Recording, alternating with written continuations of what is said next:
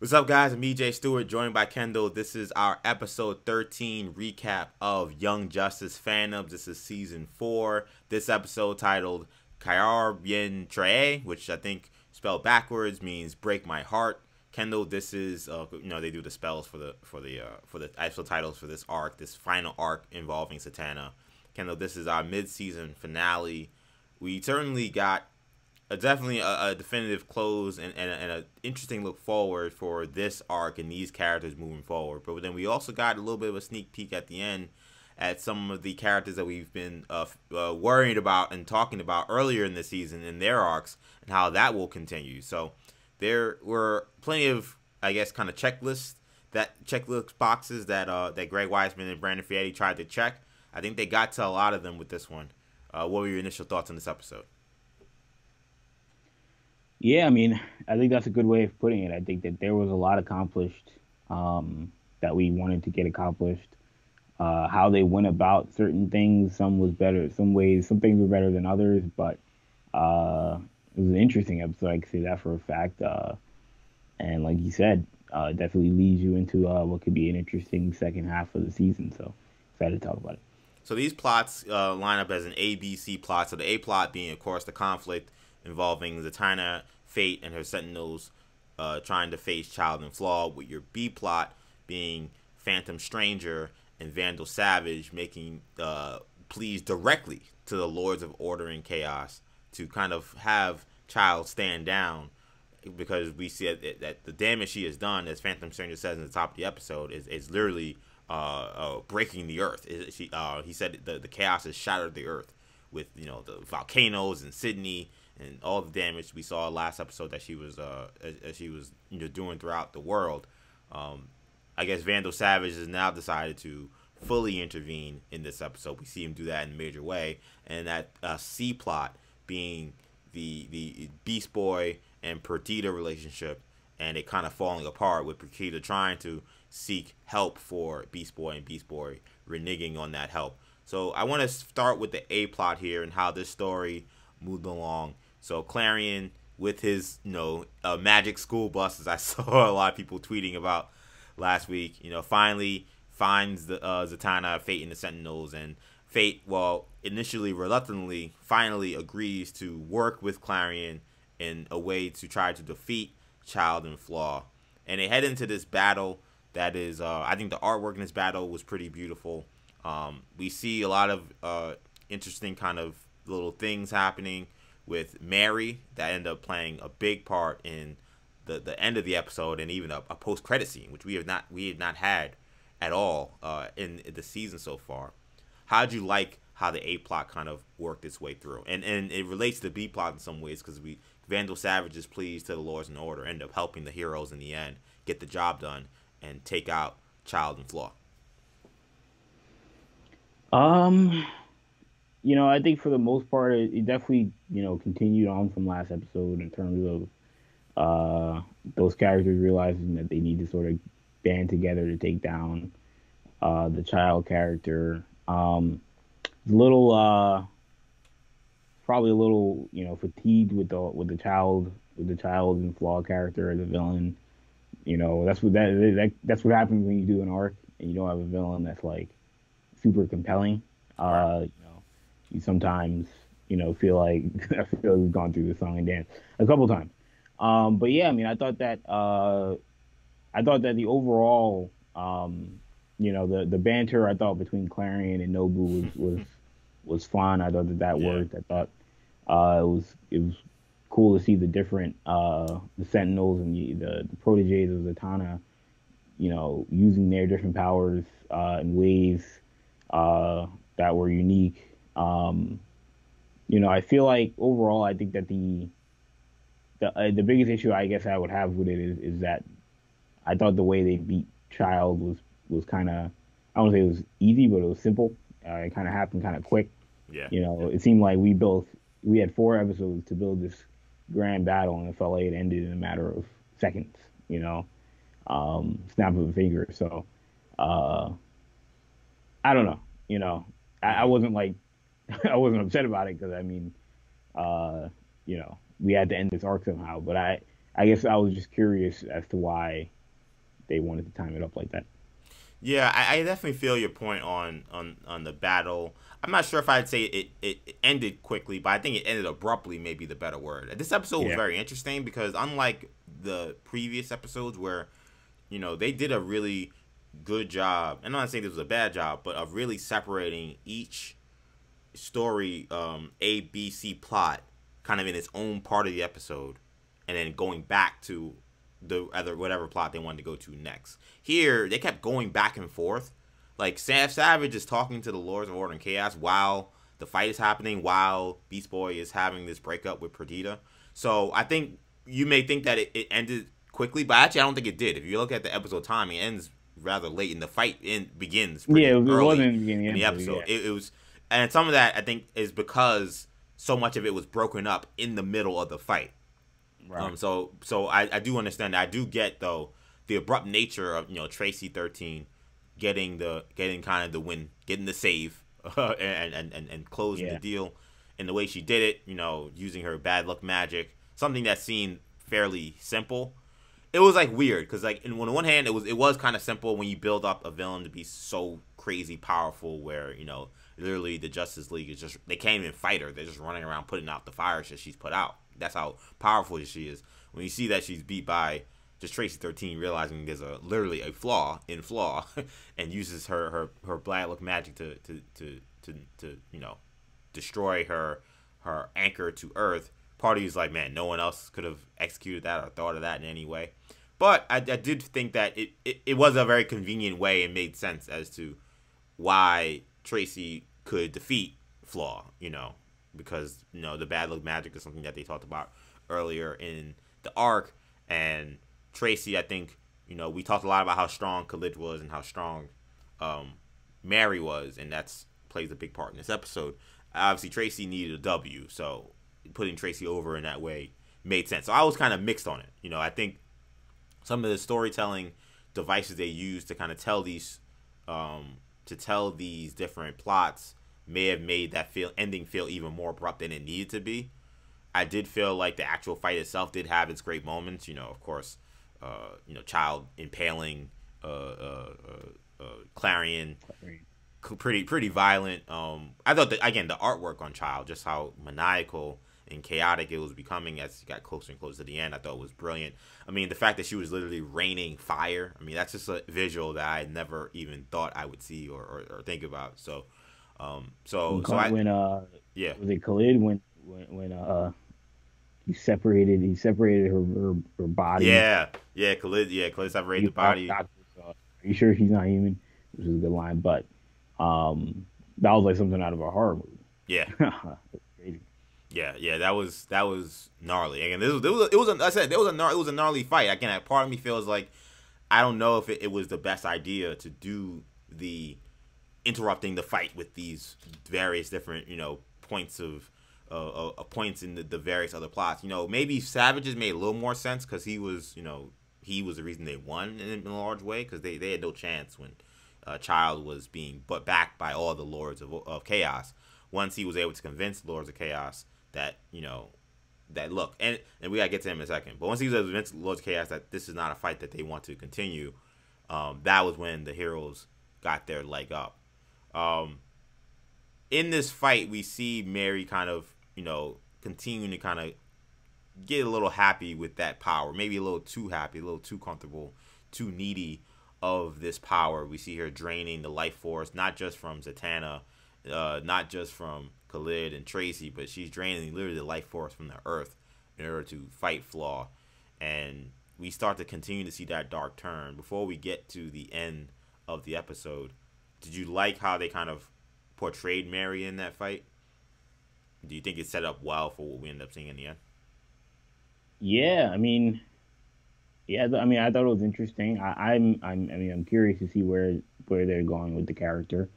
But yeah, I mean, they're positioning her obviously as I don't want to say the strongest of the three, but someone who clearly has an extra bit of juice, but doesn't necessarily know how to control it, and doesn't really know how to keep that under wraps. But yeah, I mean, That was an interesting moment in the episode, and then obviously, like you mentioned, the the first post credit scene of the season. Uh, because I wasn't sure if we were going to get more of that character. Hmm. Um, at least a focus in that character, much more of a focus into that character heading into the second half of the season. But they made sure to let you know that we were. Yeah, exactly. And we'll talk about a little bit more about Mary a little bit later. I do want to talk about Vandal Savage real quick because again, he plays a big part in this episode. So Phantom Stranger, as he's in Sydney, being like, man, this is bad. I don't know if we're gonna pull this one out. And Vandal Savage, uses one of his boom tubes. He had been he had been on his life raft, so to speak, on a War World. He decides to come down and say, all right, we need to figure something out, and I think I have a way to end this all.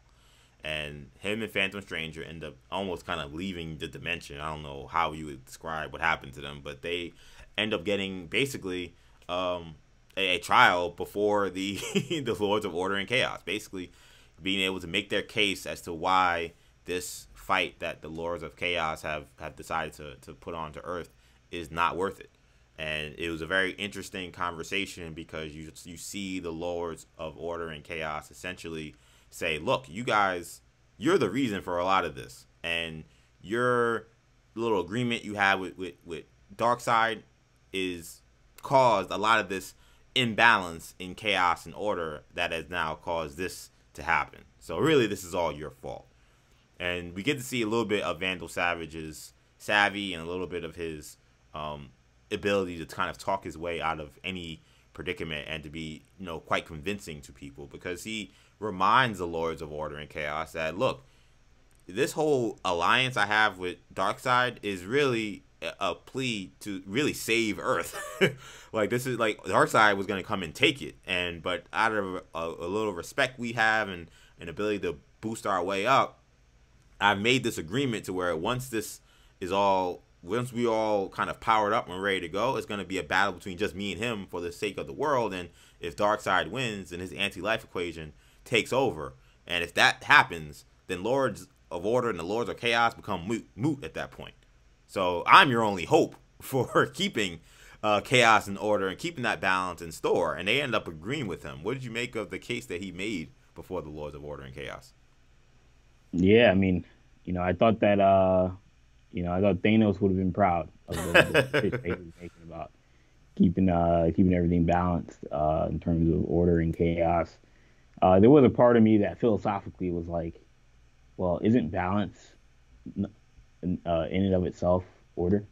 But regardless, that that doesn't really matter. But yeah, I mean, I thought that was an interesting sort of diatribe that he went into. Again, we got a pretty good amount of Vandal Savage's psychology, the psychology of Vandal Savage in this arc and in this season so far. So that was just another layer of that. I thought Phantom Stranger added an interesting wrinkle into the season as well, and into this arc as well. But yeah, I mean, the whole Lords of Order, Lords of Chaos thing is still way above my head at this point. So glad it's over. I understand that. I did think it did show, kind of the strength of Phantom Stranger, that he was able to actually be kind of like a anchor for the Lords of Order and Chaos to speak directly to Vandal Savage in that way. That was I don't know when the next time we'll see Phantom Stranger, if we'll see Phantom Stranger again, but his addition to this arc, I think, was really strong. Before I even get to Beast Boy, how did you feel? We talked a lot about 2 weeks ago. I know I watched you guys' video last week as well, and we've talked plenty about, would we see additional mystical figures get involved in this fight? And we really didn't really see that outside of Etrigan, who isn't a factor in this episode. I kind of think that was maybe a little bit of a mistake. I don't know why. I don't know what happened to him. I assume he was working with the Justice League and the outsiders have quelched these various different issues that child had caused. But were you disappointed that we didn't see someone like a Swamp Thing or someone like Constantine come in and assist the heroes in this big fight against a child in flaw? Um, yeah, I would, I definitely would have preferred that. Hmm. The clock was ticking a little bit. I mean, they had an extra episode, so they probably could have, but Right. um, the clock was ticking in terms of having to close the story out and introducing all these new concepts and stuff could have reigned confusing. But I mean, they introduced, like you said, you introduced Jason Blood in one episode, and then you don't really go back to him. So it's not like Yeah. it's not like they have a problem doing that. So yeah, I mean, it's it's a little disappointing, but it was not their fight to win. We won it on the backs of the characters that they had developed and introduced either earlier in the arc or earlier in the series. So yeah, I mean, I guess I'm fine with it on that level, but Hmm. would have been nice to see some brand name characters. And I think when it comes to these arcs, and I don't know when we'll see the artwork for the next arc. It might not be till March or April, whenever the season comes back. But typically, the characters that are promoted in the promotional art, essentially, those characters end up making the difference on the story going one way or another. We haven't seen someone really torpedo in kind of out of nowhere, at least a hero for sure. And I know we had of course, the as you call him, the Killmonger slash kill painkiller Yeah, character that yeah. came up in the We'll talk about um it later as well, probably. yeah, no, I didn't even. That's a good segue. I didn't think about that. But we saw that character obviously cause havoc in the Superboy Miss Martian arc. But besides that, we really haven't seen somebody that is not part of the main story make that kind of major difference. And same thing, I guess, would go for was it Shadow? I guess was not Shadow, Shade. In the last arc too. But otherwise, that doesn't normally happen. So I wouldn't expect that to happen again with this arc. So I guess that made sense. I told you I'm Constantine'd out, so I was fine not having him. I was a little surprised we didn't get more people in the fight just because of how much they put over Child for much of these 4 episodes before this 5th one. But at the same time, I did like that the heroes that we were surrounded with, were able to finish the fight and show they're worthy of what happens at the end of the episode. So let's talk about the end of the episode. We'll get to Beast Boy in a little bit, but they defeated Child and Flaw. They're now trying to get away all the damage, the fire that she created in Salem and near the Tower of Fate. And we see kind of what looks like a very intense conversation that begins with Zatanna, Khalid, and Tracy, and they're kind of in awe of what was ever just told to them in this little chat that they had. And it goes to Zatanna saying, "Hey, I'd like to talk to you, Mary. You did a great job out there, but it's something I need to talk about." And Mary, we then see, it becomes furious immediately, and it becomes very clear that this conversation that Zatanna was having with all of these members was some kind of deal that she was ready to construct with Dr. Fate to split up the hosts for Dr. Fate amongst the magical characters and the proteges that she has called upon. And Mary gets furious because essentially the stuff we saw from Mary in that fight, her siphoning the life force of her friends, her fellow fighters, and the Earth itself, was very alarming to Zatanna, and she felt like this is someone who may not be fit to have the power and wield the power of someone like Dr. Fate. Though Dr. Fate's kind of like, I don't know, man, she's kind of strong. I wouldn't mind teaming up with her. And then we see this kind of back and forth with Mary's like, how could you do this to me? I was, a key part of this fight. I've been a key part of this group, and I'm being punished for this. And Zatanna's like, well, this, they're not being rewarded. This is really kind of a curse to have to do this. And then even Khalid, who I was a little surprised, kind of makes the case that, hey, was that really the right thing to do to Mary, considering how important she was in that fight? And I've seen, Kendall, a lot of social media and the initial reaction to this.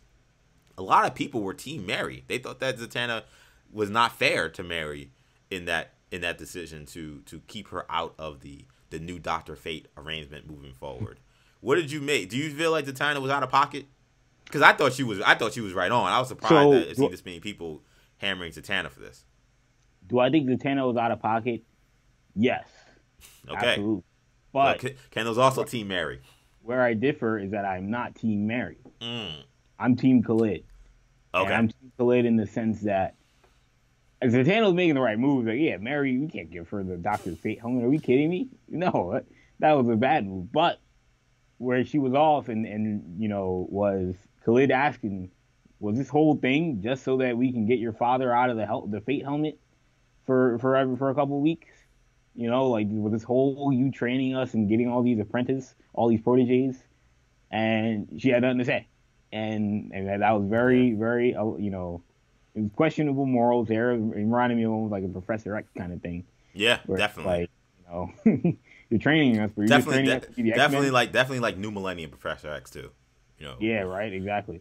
For sure. So yeah, I mean, there's definitely some gray area there from her character. Did we know that Khalid was Kent Nelson's nephew? Yeah, because remember because when he's in the when he has his trial of fate, so to speak, right. And he's talking to his mother, he talks about his uncle or she says, I know my brother, and so we knew that there was something there. There was a relationship there because there's a reference to the family, him being related to Kent Nelson with the magic and everything. So that we knew, and then of course earlier in the first episode of this arc, when Madame Xanadu mentions Kent Nelson, he's kind of like Kent Nelson. That was the first little Easter egg. But yeah, we knew that there was a family tie based on the interaction that they had in the trial of fate situation. Yes. So yeah, we him taking on the helmet. We totally knew. I do agree with you that Khalid posing that question to Zatanna and kind of questioning her judgment in kind of this whole thing being about her essentially and her relationship, I thought was important, and I actually really liked it. It's funny, we talked a lot about Zatanna feeling like she was in the background of this story, and the story really was for everybody else. It's almost intentional, and it actually ends up. I almost feel like I gotta give Wiseman a little bit of an apology because it sets up that last scene way better. Zatanna kind of just going through the motion and just trying to just get everybody to win the fight, and not learning more about her motives or anything. It sets up this proposal that she puts forth, and then that question that Khalid asks is much better. And then the fact that, like you said, she doesn't even give an answer kind of goes back to these 4 episodes where we haven't heard much about what Zatanna is thinking, what she's been up to, what's been her goals these last 10 years. That was good. I'm not sure if every Zatanna fan is gonna love that. It took the last 2 minutes of this episode to really get some really big character development from her. But I think if that's how you were gonna do it, the execution I thought was flawless. That was an excellent scene. Her, debating with Mary, with her saying, look, like, you're too much like Nabu to be Dr. Fate. Nabu needs, again, the theme of this arc being balance. Nabu needs somebody who's very in touch with humanity, and you're too in touch and lust, and you're too in lust for power, something that he also shares. That would be a bad fit, But like you said, I think that this made the Zatanna character to me just way more interesting than I feel like I normally see her, and I like Zatanna, but I'm used to Zatanna kind of being very kind of by the book and not manipulating people, at least not like heroes and people like that. Like there was again a little bit of like a Professor X, a little bit of the Chief kind of stuff going on with how she handled the Sentinels that I appreciated. It put a Chief of Doom Patrol for the people. Yes, Chief of Doom Patrol, of course, for people who aren't familiar. I really like that they added that to her character, and it spoke to the level of desperation that she had. 'Cause I don't know if that is in Zatanna's nature, but to get her father out of that hellhole of being Dr. Fate 365 days a year, she was willing to do anything. And if that meant recruiting young people and training them under the guise that she trained them to be heroes, and actually she trained them to be Dr. Fate, just that her father doesn't have to be Dr. Fate. That's some pretty dope storytelling, I gotta say myself. And it makes you wonder if she sought out Khalid in part because he's related to Kent Nelson. She absolutely did. That's everything about this all makes more sense. Her seeking out Khalid, and I think her seeing the strength in Mary. Honestly, Right. she knows she knows Mary is extremely powerful, and she knows that's someone that in theory, if they can harness that power and harness control of it, that would be someone who could make a very powerful Dr. Fate. But again, she's trying to help somebody who clearly is a little at best immature, at worst unstable, or maybe being honest, unstable. Like, she's willing to play with fire that much to get her father out of that prison, and it goes back to, again, everything with Zatanna right now in terms of how Young Justice frames her since her father put that helmet on is about her father and getting her father out of the helmet. And I thought that was a very true way to kind of wrap up her arc, being like, this was always about her father and fate. It's always going to be about her father and fate as long as his father is signed to this lifetime contract. So I thought that was again, I thought that was those scenes were some of the best scenes in the episode. And we'll see how it goes. Tracy does win the fight, but I think that Khalid made great points about is Tracy really the right person to be Dr. Fate, someone who is so in touch with altruistic motives and is so young, and then you learn that she's 18. You're like, oh my God, you're making an 18-year-old Dr. Fate. It definitely paints Zatanna in a bit of a different light in this show for sure. Let's talk about Beast Boy before we get to the post credit scenes and all that stuff. So Beast Boy still going through his issues, but he gets a visit from his girlfriend Perdita. And Perdita, she's like, hey, I'm here to hang out with you. I got some vegan Chinese food, and we'll have a great time here. But, we see that, Beast Boy is still out of it. He doesn't want the Chinese food. Perdita's asking him, hey, man, I heard you quit your job. He's like, yeah, I walked off. I need a break. He's like, yeah, I also see you're not running with the outsiders. Every time I get an alert that the outsiders are out there, you still here, And he's like, oh, yeah, I've been taking a break from them, too. And, Perdita starts to press him on the fact that, she feels like she's worried about him, considering he's not really very active, and she knows that he's still dealing with the loss of Connor. And despite her pleas for him to get help, he pushes her away. And essentially, Perdita kind of makes a little bit of an ultimatum, saying, "Look, I'm not going to sit here and watch you throw your life away, and because of the situation, not get help." He's like, "All right, then, bye," basically, and he kicks her out. So the Beast Boy angle, I told you I wanted this to be kind of more resolved than it is right now when we talked about it a couple weeks ago. And I thought these were good scenes. These were probably, honestly, I think probably the best Beast Boy depression scenes we got, because we actually got someone, again, forcefully pushing back against him, and not someone he could ignore. Like, he could ignore Stargirl. He could ignore Blue Devil. He can't ignore Perdita. So we get more from these stories, and we see just how this desperation, this depression has locked hold of him, because he can't even show the respect to Perdita that he normally would. So I thought it was good. I like the scenes. I still feel like this story is going very slow. I don't know how you feel about how they wrapped up Beast Boy in this arc, but clearly the story is not over. Yeah, I mean, I'll be honest, my opinion hasn't really changed. Still in the same gear as it's been the last few weeks. Obviously, like you said, we're starting to, it's starting to pick up some steam. But I'm still in the wait and see mode to see where this goes. I'm not necessarily upset, that Weissman is going this route. It's just, this is something I have to evaluate when the season is over with. Right. When they wrap up this arc with his character. Until then, I'm pretty much in the same spot I've been the last few weeks. It's interesting to see. It's unfortunate, but right.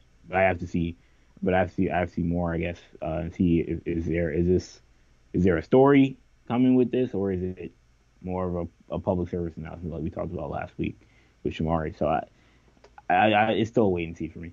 Yeah, and I think when we ask the question whether it's public service announcement or story angle, I think we perhaps get maybe a little bit more leaning towards the story angle because of how this episode ends. So, those kids and that bus driver who've been through hell, with Clarion taking them through time and space now for 10 years, as we learn. And the bus driver, thank God, he says for him it felt like a couple hours, which I'm like, okay, that's good.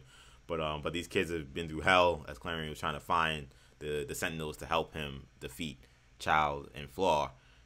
She sends them away, but before she does, I thought gives them a card to talk to Dinah Lance, a counselor, which was and to set up a very fascinating conversation she had with Giovanni Tatara in the credit scene where she's talking about, I've been talking to these kids and this man for like the last 10 years. It's really weird because they're talking about the future, and I've had to keep that to myself, which I thought was really neat. Because I was like, she's getting them the card, but Zatanna, I mean, they're gonna go back to 10 years ago. Then Dinah Lance is gonna be 10 years from now. So that was So that was I thought that was a cool touch that they addressed that, because that was an obvious potential plot kind of issue that they had. But before she sends them off, she's like, Fate wants to send them off me. He's like, this is boring. Can we just move on from this? But Zatanna's like, wait a minute, I want to sense what these people were feeling over these last years or whatever. And when she senses them, she sees them going through all these different, going through the time portal essentially. And she's like kind of shocked by what she sees. And, when Zatara tries to say, hey, you okay? What's going on? She's like, I saw what looked like to me the ghost or spirit of Connor, because we see Connor, who in this somewhere in that kind of time warp that they were in, he's badly injured. He's got 3 major gashes on his chest. He's shirtless, and he's pleading for help. He doesn't look in good shape, but Zatanna takes him as a ghost or a spirit. She says his spirit is not at rest. He needs help. He's begging for help. So we know something about Connor is alive. We don't know if that's his, Zatanna is taking it as a spirit or his ghost. I don't know if that's actually just him. It could just be him. I don't know. But we all knew there was going to be something with Connor. This story wasn't going to be over because we didn't see a body, of course, and things like that. It's not anything like I have been pitching, which is, of course, that the Legion had saved him. At least I don't think it is. What do you think's going on? Yeah, I have no idea at this point. It feels like it's where he is or whatever happened to him is related to the bomb on Mars, but there's no real indication. I mean, at first I thought it was Wally for a second. I was about to do a lap around the house, say I was right, that Wally was stuck in the Speed Force, and then he had to hit that rewind button and be like, well, wait a minute, that's Black. Yeah, it didn't sound like him. Yeah. So it was Connor. A little more disappointing, but still, good to see him out there. Again, what's going on? That's hard to really say. Like you said, didn't feel like Legion of Superheroes, but I don't know. The marks makes it feel like maybe that's a separate thing that happened to him. Right. That maybe it's unrelated from the kryptonite bomb. Maybe he got into another tussle with someone else, and where this is a different Connor or a Connor from a different time or something like that. But in terms of, clearly we're going to see him again, and clearly it feels like we're going to see him fairly soon. I just don't know where or who. Like, does this spur Zatanna to try and, does he communicate this to McGann? Does she communicate this to the League? Are they now on the search for Connor bandwagon, or is this a blip that, she's going to say, oh, well, I thought. Well, it's one of those things where, just like how we talked about how the people from the previous arcs have still kind of made their presence felt in the arcs afterwards. We saw, McGann. We saw a little bit of McGann even on Mars in the arc on with Artemis, and we've seen Beast Boy throughout the past few arcs. We saw even a little bit of McGann in this arc as well. And now I wonder if Zatanna will now carry into the next arc, and will a lot of her story be about trying to figure out what the hell's going on with Connor. So maybe she becomes a B or C plot in multiple episodes of whatever the next arc is, whether it's Rocket, whether it's the Nightwing. I'm what my vote is for. Though I still think they're saving my boy for last. But whether it's Nightwing or whether it's Aquaman, Do I you think think that that Zatanna, her story will continue through. We'll probably see a little bit of Doctor Fate stuff, but a lot of it will be, trying to figure out what's happening with Connor, and that may involve also bringing McGannon in to help. you weren't here last week, but do you um when they referenced the Justice League reserve system, do you think that that was a a hint as to where Nightwing's story may go, or do you think that that'll be something separate? That's a good question. It could be, Like he was because there. yeah, he was part, and it's interesting. Black Lightning leads the Justice League, and we know Superman is one of the founding members, so he's gonna have a major say. And Nightwing, I forgot who the fourth person was there, but Nightwing, was there in that conversation. It speaks to he's a pretty clearly very high ranking member of the league. So, and we've already had kind of a Batman kind of story. Artemis' story kind of hinges a lot on some Batman villains, the League of Assassins, things like that. So you think Nightwing, you run to, it's got to be a Batman angle, but maybe it is more of a Justice League angle. That could be true. I saw you guys talk about, this is the beginnings of like a Justice League Unlimited kind of, beginning that we kind of saw play out in the Justice League Unlimited cartoon by Bruce Timm, and that's possible. I certainly think that's what they were definitely. I think they definitely wanted to make your mind go to that direction. What they do with that. We've seen Young Justice lace tea leaves, and they. They'll do things for future references, but it won't ever be something that's a major storyline. But could we see something where the Justice League is expanded on a major level, and a lot of these young heroes we've been dealing with actually become members of the Justice League, or reserves for the Justice League? That I can certainly see, and Nightwing's story could very well be a part of that. It could be him. Maybe he's recruiting members to be a part of this new Justice League. We know a lot of his story. The last two arcs, last two seasons, has been him gathering young heroes. So it would make sense that he could be on that recruiting trail again. He's like the the Mario Cristobal, the Lane Kiffin. He's on the recruiting trail for Nick Saban, out there trying to get the best people for Black Lightning and Superman. So I could potentially see that. I was just gonna say that I think that the Justice League is realizing they need to get a practice squad. They need to expand the G League rosters and whatnot. They need a double A, a single A. They need a single A team. They need a rookie league team. Yeah, because they realize that if anything like this happens again, we're not going to be ready at all. Thank God the outsiders are already. But we've seen a lot of attrition, it feels like, with the Justice League. I mean, obviously we see it with Aquaman and Nightwing being, primary members now. That means that other people have sort of moved on, and we saw what happened with the Batman Inc. storyline. But where is the Arthur Curry Aquaman? Where are some of these other figures that we came to see 10 years ago? Obviously Wally West isn't around anymore. Now we know Connor Kent's not around anymore. There's been attrition with the Justice League and their farm system. So. It's a little bare, so I can see why they're maybe saying we need to expand a little bit. Yeah, I can see that too. I can definitely see that too. But when it comes to Connor, I saw some people say maybe he's in the Phantom Zone. Like maybe that's where we saw him. That's the first thing that comes to mind when you talk about Ghost and. Yeah, I mean the Phantom Zone I could see that being a thing. But then you guys say, okay, how do you get to the Phantom Zone? Like we saw him trying to detonate try to stop a bomb from detonating. How does he get to the Phantom Zone from that? It's still a lot of questions. I wouldn't put. I think the idea I had that somehow he would have been a member of the Legion of Superheroes and he would have done all this stuff for centuries upon centuries. That seems to probably not be the case. I still think the Legion is a reason why he did not completely die from the bomb, but obviously something else happened that we didn't see that we'll have to get figured out. Hopefully, we will get it figured out soon. I wonder if this is something that doesn't get fully kind of explained until the very end of this season, or if it's something that becomes kind of just an ongoing story for the next 3 arcs for the second half. We got to get to the post-credit scene. Again, the only post-credit scene we have on this series, on this season. And did they do post-credit scenes? I don't think they did any last year, if I'm correct.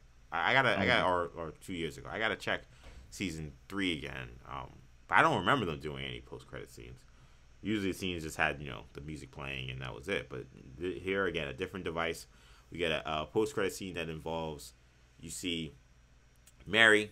She and after that argument she has with Zatanna, she tells her, "Look, I'm done. Take me to Foster City. Like I don't want to be around you anymore." And she's crying in an alley, and we hear the voice of Granny Goodness basically saying, "Look, this is what they've been trying to do to you this whole time. They want to withhold power from you. They don't want you to get what you deserve. They do this because they know you're powerful, and by withholding that power from you, it makes them more powerful. It makes you look weak."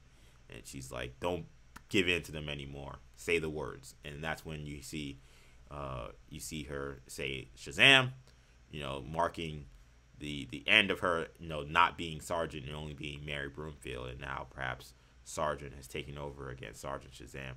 Kendall, how did you feel about how they ended this mid-season finale with this post-credit scene that involved Granny Goodness? We've seen very little of anything involving Apocalypse or Darkseid at all in this season. In fact, the mention by Savage in this episode is really the only other mention we've had of Apocalypse. So here is our first kind of revisiting of that, with Granny Goodness, pushing Sergeant to do this, or Mary to become Sergeant rather.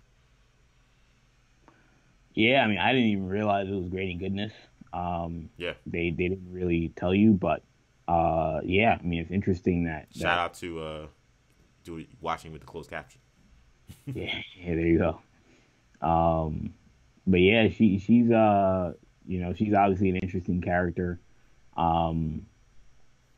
That we got plenty of last season, but yeah, I mean, I'm curious to see where this is going. Now that you mentioned Granny Goodness, now I'm like, will she end up being sort of an archangel kind of character, where she's sort of a horseman of apocalypse, being Darkseid, that being Darkseid. But yeah, I mean, it should be interesting to see where her character goes. It's a little unfortunate, definitely a darker story, definitely a darker turn, a darker heel turn, but we saw in this last arc, and really in this whole season so far, they're not afraid to go dark with some of these stories. So it should be interesting to see how that plays itself out. And post-credit scenes, sometimes you want to see where things are going, but also it's good to not recap, but harken back to a character that we saw develop in this arc. Some people may have wanted to say, "Oh, I want to see a post-credit scene on Nightwing," or "I want to see a post-credit scene on this or that." But where are these other characters going? She was the one character who didn't get much closure up until the post-credit scene. So it should be interesting to see. Yeah, I thought that this was an effective post-credit scene because I think it does multiple things. It gives you closure on a character that was, that had some of the most compelling development throughout the 5 episodes, but again, during the main parts of the episode, didn't really get much closure. We just saw them kind of leave and be, devastated by the decision made by Zatanna.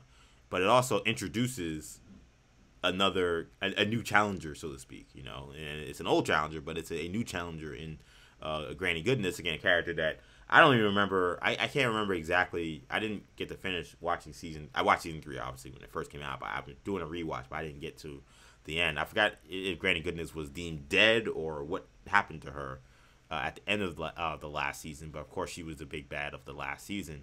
So reintroducing her into the story and her playing a factor, however big or small it may be, it gives you something to look forward to. Where now you're saying, okay, how much more are we going to see of Granny Goodness? How much more of Apocalypse and Darkseid is going to be a factor in the rest of the season? Or is it something you may even be setting up for season 5? Like, which we shout out to all the people that have been tweeting hashtag renew Young Justice. I know that we record this show on December 30th. That's when this worldwide campaign has been launched, and it's been awesome so far. But if we get a season 5, it's something they explore then. We'll see how this goes. But I did think that it was a very effective way to end the episode, and I like that it shows that there are decisions that are made that kind of can make one turn or another. It's interesting. We kind of, we saw season 2, in my opinion, is still the best season of Young Justice. and a lot of it being buoyed by Bad Lad as they call him, or Aqua Bad, and obviously that turn was a work, but part of what made that turn so crazy was that we didn't see what got him to this point, like what made him become like this, and here you actually get to see what makes that what turns Mary into maybe a sergeant character that becomes more of a villain. And there was plenty of foreshadowing by seeing how much Child and Clarion both were like, man, I really like this girl. She don't care about anybody else, but just getting more power and trying to win. So we saw kind of the origin of maybe a supervillain that's going to be vulnerable moving forward. So dope stuff. Really dope way, I thought, to end this mid-season. So I think there's a point now where we can do scores for this episode. So, Kendall, this is episode 13 of Young Justice Phantoms. Kaerb Yim Traeh, or as I say, Break My Heart, as in the reverse way. What do you give this episode out of 10? I'll go 7.5. I thought this was a good finale. I thought that for the arc, the fight was okay. I really liked the resolution at the end and how all those teams played themselves out. And the tease for what happened with Superboy was cool. I thought, the Magic School Bus thing was, I thought it was a little bit of a letdown last week, but I actually, I thought it maybe, landed on its feet in this episode in terms of, wrapping up that story. Making it matter really with connecting to Superboy, because otherwise we wouldn't know anything about him. So yeah, exactly. So yeah, I mean, and then the Superboy thing, like you mentioned. So yeah, I'll go 7.5. Yeah, I'll go 8. I thought it was a good finale. It's probably a tick below maybe the last two finales, but a good one nonetheless. Again, the Superboy stuff, super compelling. We got to see where that's going to go. Mary Broomfield, again, very compelling. I don't know how much more we'll get from it from this season, but I really hope we get to revisit that character plenty of times in the future with Greg Weisman and Brandon Vietti. I agree. Maybe the end of the fight may have been, and the fight as a whole. The fight I love the artwork, and again the raining fire. There were some really good moments in the fight. I think maybe the end felt a little anticlimactic. So that's probably what brings it down a couple points, because that's got to be kind of the bread and butter of this. But I think adding a different layer to Zatanna was just like a really great move, and making her kind of make a very kind of a morally questionable decision with everything she did. Boxing out Mary and even doing this whole apprenticeship that was just a way to get her father out of the helmet, and seeing that there will be real consequences. Her, we don't know what Khalid and Tracy are going to going through this really dangerous process of being Dr. Fate, and we do see that her pushing Mary is going to have very detrimental effects to Mary's character and maybe to a lot of people moving forward, because Granny Goodness is now in the picture. So that difficult decision having major ramifications, also a really good part of this episode. It was just really good. It was a really good episode, a really good way to cap off the mid-season. I'm really loving this season so far. I think the next season, the next second half of the season, I just can't wait for. I'm praying that my guy is the next guy. I don't know. I have no idea. Do you have any guesses who the next arc's going to be on? I can't tell from what I saw. I mean, Nightwing does have a relationship with Zatanna, so if Zatanna moves forward, maybe he comes into play. But otherwise, there really are no hints as to where they're gonna go next. I have no clue. They could probably go in any direction. It's not like most of these arcs haven't really been that much connected to the previous in terms of the main aspect of them.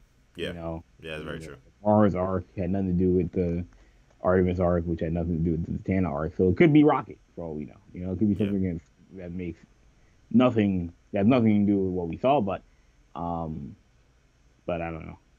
Hope it's not. But yeah, we'll get to that at some point anyway.